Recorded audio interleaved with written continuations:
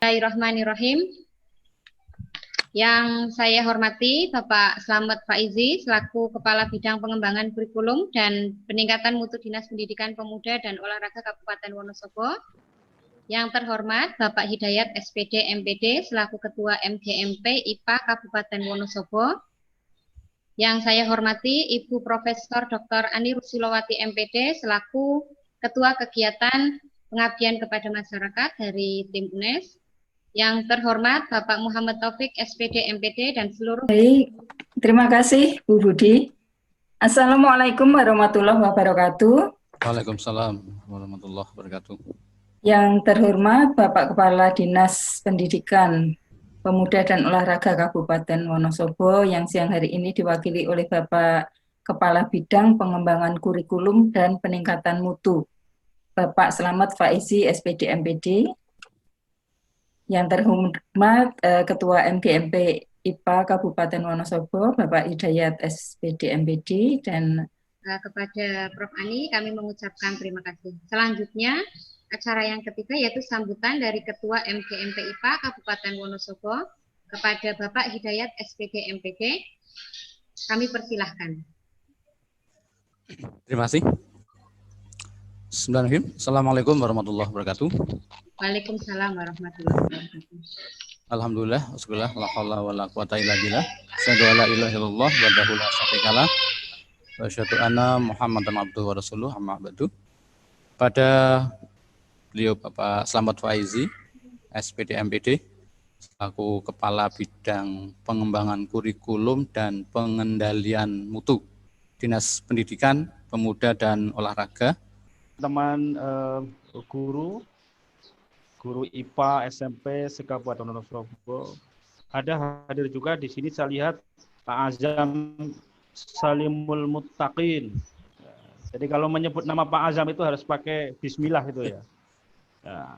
Azam Salimul Muttaqin itu kan bahasa Arab, itu panjang itu. Alhamdulillah, puji syukur marilah kita panjatkan kehadirat Tuhan Yang Maha Kuasa, karena di tengah-tengah wabah corona ini kita masih diberi kesehatan. Meskipun kita tidak tahu apakah kita ini termasuk orang yang terpapar atau tidak, karena ada istilah orang tanpa gejala atau OTG itu. Tapi insya Allah kita sehat. Bi barokatillah tentunya, dengan berkah dari Allah Subhanahu wa Ta'ala. Prof. Ani, Ibu Budi, dan kawan-kawan dari UNES, pertama mohon izin Pak Kepala Dinas tidak bisa hadir secara pribadi, karena hari ini beliau juga ada acara kedinasan yang tidak bisa ditinggalkan, sehingga mohon izin, mohon maaf, tidak ada rotan akar pun jadi. Saya digabung untuk mewakili beliau dan membersamai Bapak Ibu sekalian, khususnya nanti akan belajar ngangsu ilmu, ya, bahasa Arabnya tolabul ilmi, dengan Profesor Ani dan Dr. Budi Astuti. Insya Allah ini sesuatu yang sangat bermanfaat bagi tugas-tugas kita di setiap hari. Kemudian kami atas nama pribadi dan dinas mengucapkan terima kasih yang sebesar-besarnya kepada KM UNES, sebuah institusi yang tentunya banyak memberikan sumbangsih dan karya nyata kontribusi pada peningkatan kualitas sumber daya manusia di Jawa Tengah, wabil khusus atau khususan untuk kawan-kawan di Wonosobo. Terlebih-lebih lagi, jadi khawasnya itu, khususan yang sangat khusus adalah kepada kawan-kawan MGMP IPA. Ini sebuah anugerah yang luar biasa. Kita bisa bertemu maya, tidak bertemu muka tapi bertemu maya, dengan Prof. Ani, dengan Ibu Budi, dan dengan Mas Taufik. Insya Allah ini akan memberikan manfaat bagi pengembangan, bagi proses renewal ability, memberikan pembaharuan terhadap kemampuan kita di kelak kemudian hari. Dan ini pasti akan berkontribusi kepada peningkatan kualitas pendidikan di Wonosobo yang hari ini kita berada di posisi 34 dari 35 kabupaten kota. perlu disyukuri kita tidak jadi nomor buntut ya, tidak jadi anak bontot dari ranking ini. Prof. Ani dan Ibu Bapak semua yang saya hormati, sedikit sebelum kami buka, beberapa hari ini kami mengikuti berbagai macam virtual conference, video conference dengan berbagai macam media, dengan berbagai macam kalangan. Termasuk terakhir saya mencoba di Bandung itu ada sebuah institusi yang namanya pendidik penggerak merdeka atau apa? Singkatannya PPIJ kalau nggak salah. Pendidik penggerak Indonesia Jaya. Ini peserta kalau mereka melakukan kegiatan ini secara online biasanya pesertanya sampai 100-200. Ada satu hal yang menarik karena sangat terkait dengan kegiatan ini. Terakhir mereka melakukan webinar dengan tema besar yaitu penyusunan PTK, penelitian tindakan kelas dan karya ilmiah yang semuanya serba online. Artinya basisnya adalah basis online. Saya kira itu sesuatu yang penting dan harus dilakukan, termasuk di Wonosobo. Terima kasih Prof. Ani. Kami sangat berharap nanti ada pengembangan karya ilmiah, khususnya untuk mata pelajaran IPA, tapi basis dan topik besarnya adalah learning online, pembelajaran jarak jauh dengan model daring. Karena ini sesuatu yang secara faktual, empirik, benar-benar hari ini sangat dibutuhkan oleh masyarakat. Kita dengar jeritan para ibu, kita dengar keluhan para orang tua yang begitu repot dengan pendekatan pembelajaran jarak jauh, khususnya tentang pembelajaran jarak jauh dengan model daring. Ini harus ada karya-karya ilmiah, harus ada produk-produk ilmiah, harus ada publikasi-publikasi ilmiah yang tentunya bahasanya adalah bahasan tentang pembelajaran online. Dan saya yakin IPA itu sebetulnya gudangnya. Berikutnya kami menyampaikan juga terima kasih kepada KPM UNES khususnya dan kawan-kawan semua yang saya lihat hari ini partisipannya ada 55, termasuk saya. Saya memang tidak punya background IPA. Background saya adalah guru SD, Prof. Saya lama jadi guru SD, saya lama jadi kepala SD, saya lama jadi pengawas SD, saya lama juga ngurusi SD. Jadi saya serba SD. Terima kasih sekali lagi Pak Slamet. Baik hadirin sekalian, semua peserta webinar pada siang hari ini, kita sudah sampai pada acara pokok yaitu penyampaian materi workshop peningkatan keprofesian guru dalam melakukan penelitian tindakan kelas dan menulis karya ilmiah di MGMP IPA SMP Kabupaten Wonosobo. Untuk yang pertama, materi akan disampaikan oleh Profesor Dr. Ani Rusilowati. Langsung saja ya Prof. Untuk materi pertama yang akan disampaikan oleh Prof. Ani mengenai penulisan karya ilmiah. Kepada Prof. Ani kami persilahkan. Baik, terima kasih Mbak Budi. Izin share.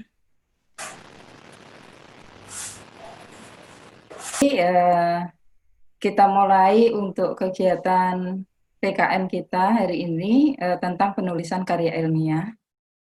Tentunya profesionalitas guru untuk melakukan publikasi karya ilmiah itu merupakan keharusan. Meskipun tadi Pak Faizi sudah menyampaikan bahwa jangan semata-mata untuk peningkatan pangkat gitu ya, tidak semata-mata untuk kenaikan pangkat, tetapi juga untuk peningkatan mutu pendidikan serta peningkatan kompetensi dari Bapak Ibu semua. Ya, mengapa perlu dilakukan profesionalitas ini? Tentunya guru yang profesional itu harus mampu melakukan pengembangan profesi. Dan salah satu bentuk pengembangan profesi itu adalah publikasi karya ilmiah.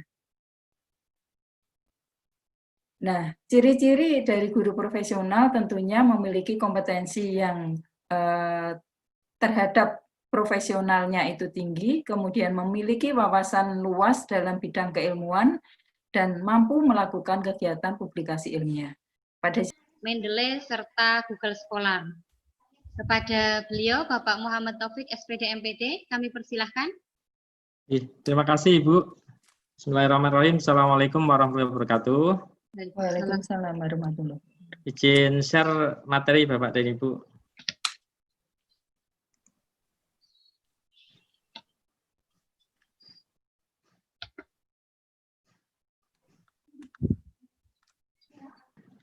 Baik, Bapak dan Ibu, apakah sudah bisa dilihat untuk Masih proses?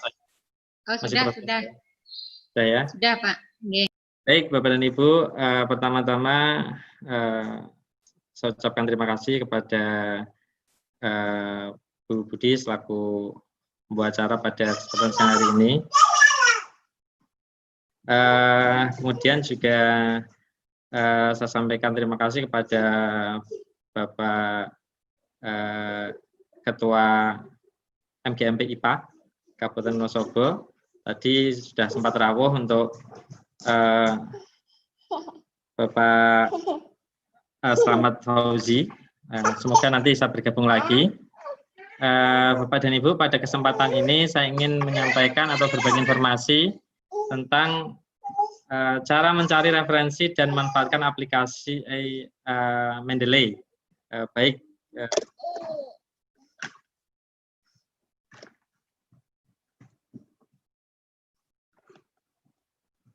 Next, agak lambat ini. Nah, oke, ini sebenarnya apa namanya hasil isian pre-assessment kemarin. Nah, semoga empirik ini. Saya skip agak cepat aja ini. Nah, ini ternyata didominasi yang banyak belum pernah ini melakukan PTK ini untuk dari 82 responden ini. Kemudian hal apa yang paling dirasa sulit ini ternyata yang paling tinggi adalah membuat instrumen. Kemudian berapa kali menulis karya ilmiah PTK di seminar nasional ini sebagian besar 85% ini belum pernah. Ini tantangan kita bersama ini. Kemudian berapa kali menulis karya ilmiah hasil PTK ini juga masih didominasi belum pernah. Untuk hal apa yang masih dirasa sulit ketika menulis artikel ilmiah ini yang banyak ada menyusun hasil pembahasan, kemudian menyesuaikan dengan template ini. Kemudian ini semuanya berkeinginan, alhamdulillah ini ya. Kemudian mengapa tertarik menulis artikel ilmiah ini yang pertama yang paling menjadi motivasi adalah mengasah keterampilan intelektual. Ini sudah pada jalurnya ini.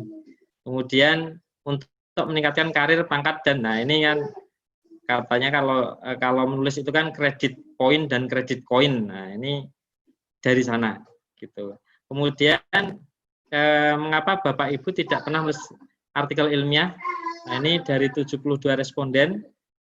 Nah, ini jawabannya yang paling banyak adalah kesulitan dalam menuangkan ide. Nah, ini tadi sudah disinggung oleh Prof. Ani, ini mestinya enggak ini karena di hadapan kita sehari-hari siswa itu kan semuanya punya problem gitu ya.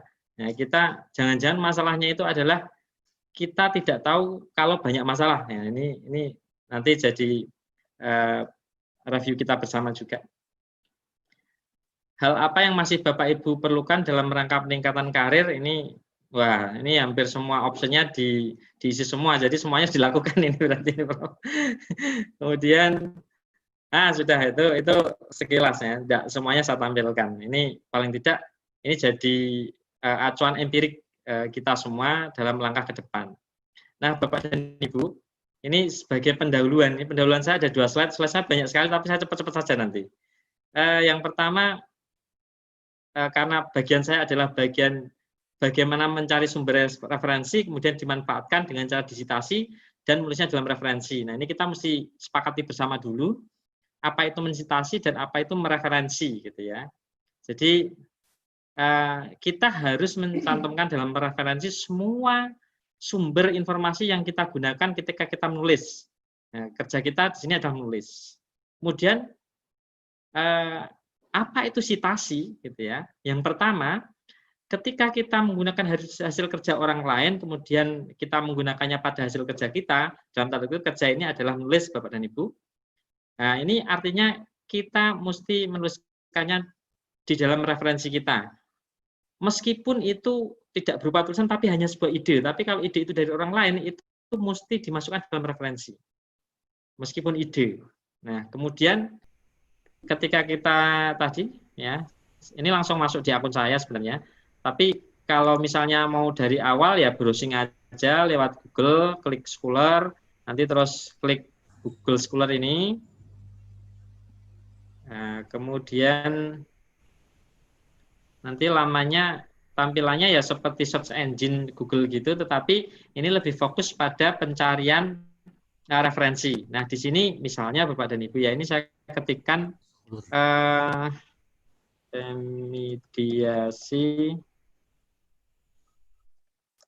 miskonsepsi sains gitu misalnya, calon guru fisika misalnya. Ini ya keywordnya tinggal atau kata kuncinya tinggal Bapak dan Ibu ini mencari referensi yang diharapkan itu yang dekat-dekat dengan penelitian atau tulisan Bapak dan Ibu begitu. Ini ada banyak sekali pilihan. Nah, misalkan ini pilihannya ada judul, ada penulis ini kebetulan tulisan saya ini ya.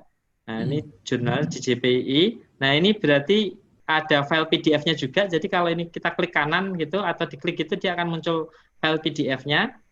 Nah, artinya nanti kita bisa simpan dulu. Kalau menurut saya begini tekniknya Bapak Ibu, jangan dibaca dulu. Jadi yang mirip, yang menarik itu diklik kanan, save as dulu, kumpulkan dulu gitu ya. Nah, kalau mau dibaca cukup di abstraknya saja. Kalau memang itu dekat dengan apa yang mau kita tulis lah, baru kita download begitu. Kemudian di sini ada beberapa menu Bapak dan Ibu. Ini ada menu penulis. Nah, ini kalau diklik kita bisa tahu, oh yang nulis itu siapa, profilnya bagaimana. Nah, itu bisa kita lihat.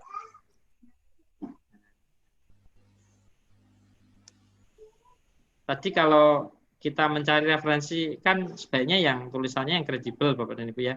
Jadi bila dari, oh ini siapa? Bu Ani, Bu Suparlina, ada Bu Wiwit, Bu Sangada, Bu Nur Hidayah, monggo. Semua nggih? Nggih. Nanti saya beri aba-aba 1, 2, 3. Saya capture 1 kali untuk yang tangkapan pertama karena kita ada tiga tangkapan nggih. Berarti ada 3 kali. Baik, saya beri aba-aba nggih. 1, 2, 3. Nggih, sebentar saya simpan dulu.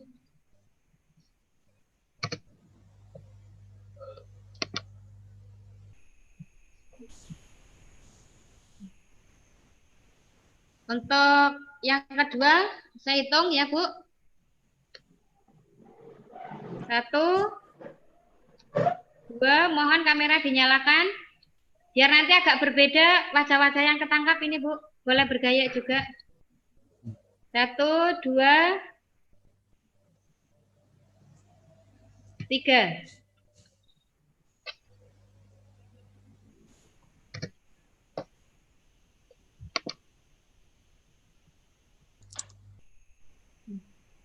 Terakhir, dengan gaya yang berbeda, monggo Bapak Ibu. 1, 2, 3.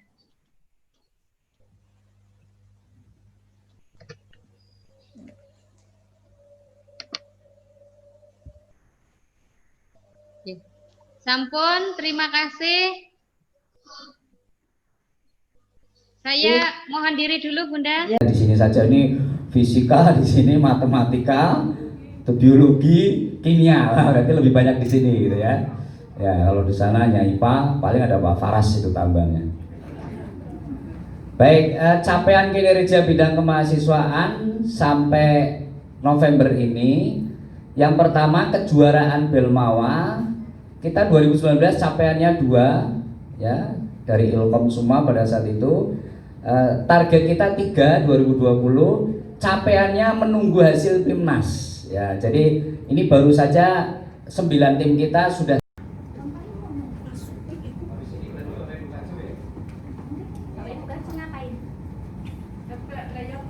Oke.